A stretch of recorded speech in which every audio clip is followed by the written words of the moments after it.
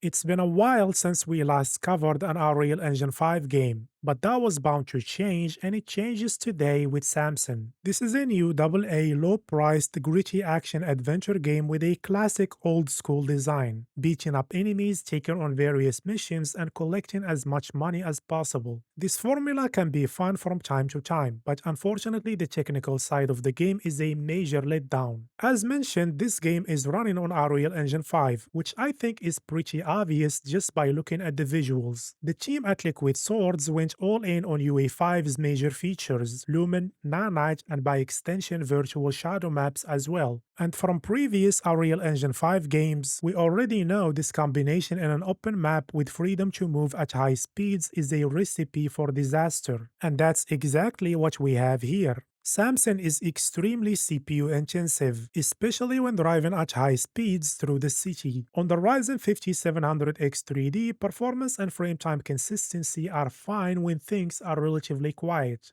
But as soon as we hit the busy city streets, everything falls apart and performance drops significantly, and the CPU struggles to maintain a consistent 60 FPS and the frame times are all over the place. I believe this horrendous CPU performance is the main reason why Samson is currently releasing exclusively on PC. Maybe with more optimization and a potential console release in the future, this could improve. As of now, there are two ways to mitigate these CPU performance issues. The most obvious one is using frame generation. Since the game is mostly CPU limited, the GPU has enough headroom to take advantage of it. This means enabling frame gen can nearly double the frame rate with minimal impact on PC latency, as you can see here. Now, I'm not a big fan of frame generation, but in this case the game feels significantly better with it enabled, and I highly recommend giving it a try. But if you prefer not to use frame generation, there is another albeit less efficient way to improve overall frame rate.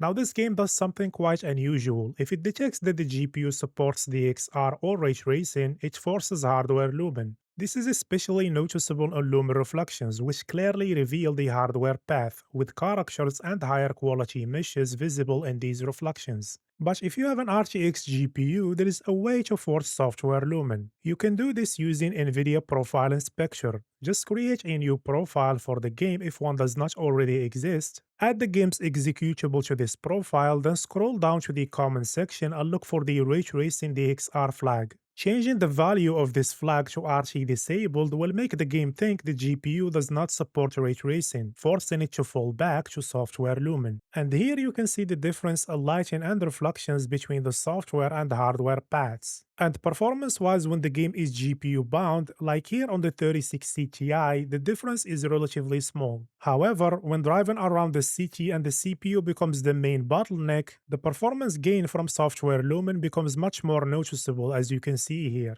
Of course, there are trade-offs when using software lumen. In addition to the inferior lighting and reflection quality, forcing software lumen sometimes introduces noticeable visual artifacts on characters. Additionally, when using the software lumen path, we lose access to DLSS Ray Reconstruction. But this isn't a big deal. As you can see here, Ray Reconstruction has very little visual benefit in this game. And in most cases, it actually introduces more noise and boiling compared to the standard denoiser. This is more noticeable in this scene. While some parts of the image look more stable with ray reconstruction, most other areas are far less stable and exhibit more flickering. Performance-wise on the 4070 Super with DLAA, enabling ray reconstruction comes with roughly a 32% hit. On the 3060 Ti with quality DLSS, the cost is even higher at around 47%. So overall, enabling ray reconstruction in this game is simply a waste of performance, and I highly recommend keeping it disabled. For upscaling, the game supports Epic's TSR along with DLSS 4 and FSR. When it comes to stability and lumen boiling, TSR performs slightly better than FSR 3. DLSS 4 looks more stable overall, but in other areas, especially on foliage elements, it exhibits more flickering compared to both FSR 3 and TSR. As for overall image quality, TSR delivers a sharper and cleaner image than FSR 3, but it is noticeably slower in terms of performance. This is due to the anti-aliasing setting, which controls the quality of TSR. Here, the visual difference between performance, balance, balanced and quality is relatively small, but Ultra offers much sharper results and better overall image quality at a considerable performance cost. So overall, if you can't use DLSS or FSR4, I recommend using TSR with Ultra Anti-Aliasing over FSR3. And if the performance cost is too high, drop it down to quality or even performance. Now let's move on to the game's graphics settings, starting with these three options hidden in the gameplay section: animation quality, cloth, and hair simulation. Visually, the difference in animation quality is very hard to notice. Hair and cloth simulation, however, are more noticeable. As for performance, when the game is GPU bound, these settings have virtually no impact, and even when CPU limited like here on the Ryzen 3600, the difference is minimal and largely hidden behind the micro stuttering and uneven frame times. So I recommend keeping animation quality on high and leaving both hair and cloth simulation enabled. Next, we have global illumination. Visually, there is a small difference from performance all the way to quality. It's only when stepping up to Ultra that we see a noticeable improvement, with more objects and surfaces receiving proper lumen coverage. Here we can also see that Ultra reduces the boiling and noise. Performance-wise, the lower options deliver nearly identical results, while Ultra comes with around a 10% performance cost. This was consistent in other scenes, though the impact of Ultra was slightly smaller in some cases. So for this one, I recommend quality.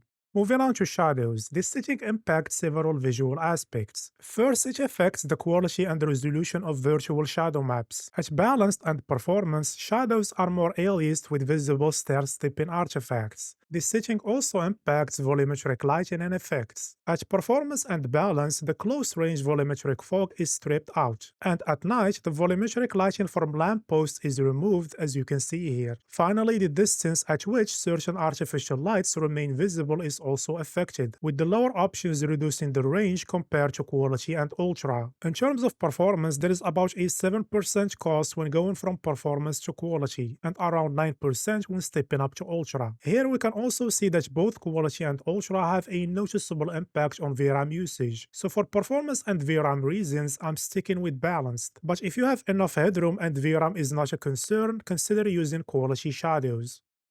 Let's move on to view distance. Visually, I had a hard time spotting any difference between performance and ultra. Both options show a similar level of pop-in, and performance is virtually identical between them, as you can see here. Even on the Ryzen 3600, there is no significant difference. Because of that, I recommend keeping this one at ultra.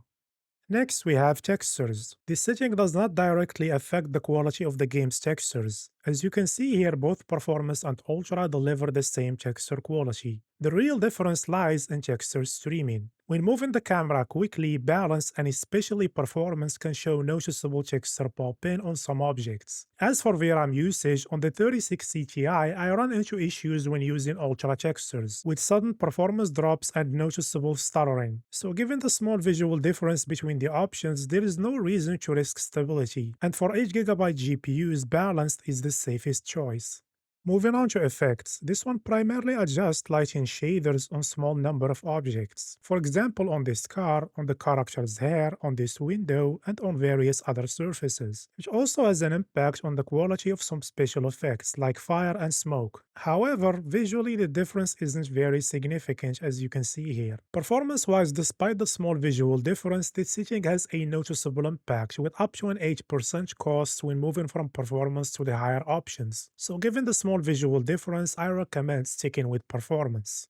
Let's move on to reflections. This one controls Lumen reflections, but its impact varies depending on the surface. Moving from performance to balanced adds Lumen reflections to puddles. Switching to ultra extends the coverage to large bodies of water, while ultra further improves the resolution and quality of these reflections. For transparent surfaces like this one, Lumen reflections are only enabled at quality and ultra. In terms of performance, there is roughly a 4% cost when going from performance to balanced, 6% to quality, and around 9% to ultra. Normally, I would recommend quality here, but if we go back to the previous scene, reflections with balanced look more stable than quality. And I've noticed the same behavior in other areas as well. This could be a bug, but for now, I recommend balanced reflections. And if you don't encounter this issue, then quality is the better option. Next, we have post-processing. This one controls various post-processing effects. Moving from performance to balanced, add a vignette effect. Switching to quality and ultra adds more glow and blur to the image and enables the chromatic aberration effect. All these changes are intended to give the game a more filmic look, and personally, I'm not a big fan of it. Performance-wise, there is no noticeable difference between the options, so for this one, just choose whichever option you prefer visually.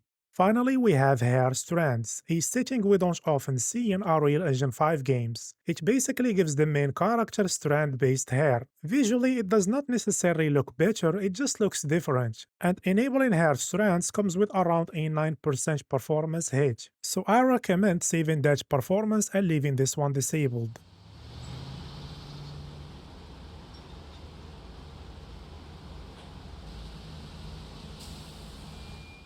So given everything we've discussed so far, these are my recommended settings for Samson.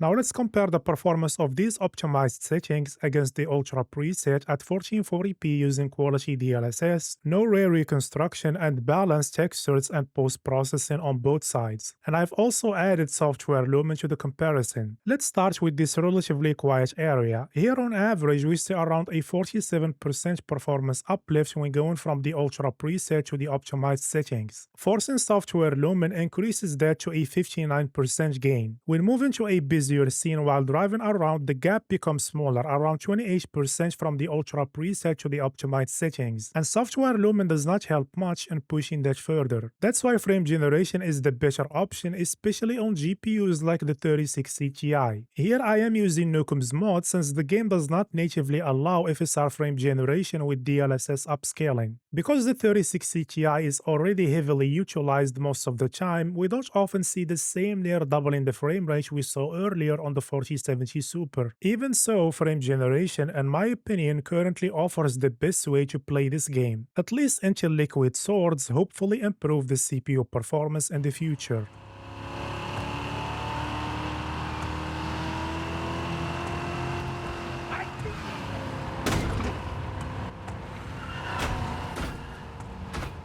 Before ending the video, I want to give a quick shout out to my Patreon. If you are able and would like to directly support my work, consider becoming a patron to get access to the highest possible quality of my latest videos, including this one. And a big thank you to all my supporters, and thanks to you as well for watching until the end. If you enjoyed the video, leave a like, and if not, leave a dislike. Don't forget to subscribe and hit the notification bell so you don't miss any future videos, and hopefully I'll see you all in the next one.